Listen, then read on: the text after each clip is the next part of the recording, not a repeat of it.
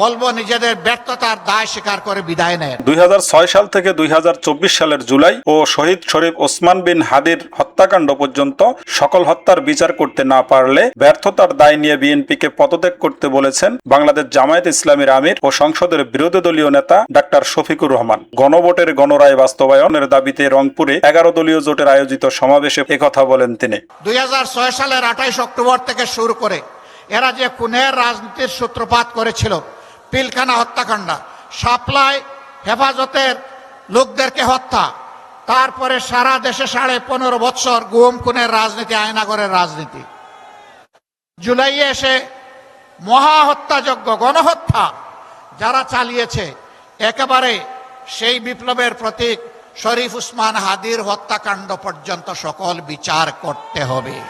যদি এই সরকারের সেই বিচার করার সাহস না থাকে, বলবো নিজেদের ব্যর্থতার দায় স্বীকার করে বিদায় নেন। পরবর্তী সরকার এসে সেই বিচার করবে ইনশাআল্লাহ। সব দুর্নীতিবাজরা একসাথে হয়ে ইঞ্জিনিয়ারিং করে 11 দলকে হারিয়ে দিয়েছে মন্তব্য করে জামায়াতের আমির বলেন, আগামীতে আর এ সুযোগ দেবে না জনগণ। তখন ন্যায় ইনসাফের উপর ভিত্তি করে 11 দল সরকার গঠন করবে, যেখানে চাঁদাবাজ থাক দূরের কথা, চাঁদাবাজের ছায়াও থাকবে না।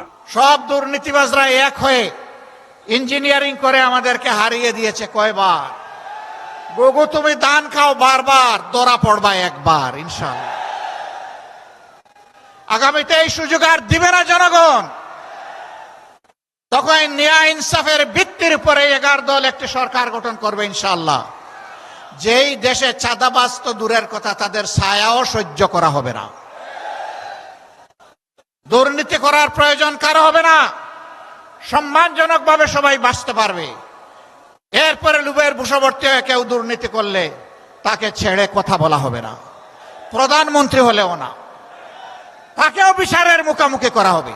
নির্বাচনের আগে রংপুরের জনসভায় বর্তমান প্রধানমন্ত্রী নিজের দলের পাশাপাশি গণভোটে হ্যাঁ ভোট চেয়েও এখন তা রক্ষা করছেন না অভিযোগ করে ডাক্তার শফিকুর রহমান বলেন, গণভোট বাস্তবায়নের দাবি থেকে 11 দলকে সরানোর চেষ্টা করা হচ্ছে। আমরা জনগণের সঙ্গে বেইমানি করতে পারবো না।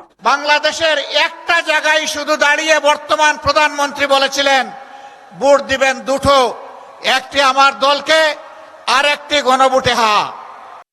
তিনি প্রথমটা রক্ষা করেছেন, দ্বিতীয়টা তিনি রক্ষা করেন নাই। আমাদেরকে বিভিন্নভাবে এই গণভোট বাস্তবায়নের দাবি থেকে সরিয়ে নেওয়ার জন্য অনেক কথা বলা হচ্ছে।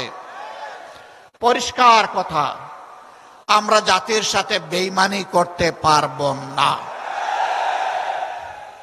জাতিকে আমরা কথা দিয়েছি, লড়াই আমরা করে যাব, গণভোট বাস্তবায়নে বাধ্য করব ইনশাআল্লাহ। এর থেকে এক চুল পরিমাণও আমরা সরব না। এই আবু সাইদের রক্তে ভেজা রংপুরে আরেকবার এই অঙ্গীকার ব্যক্ত করে গেলাম।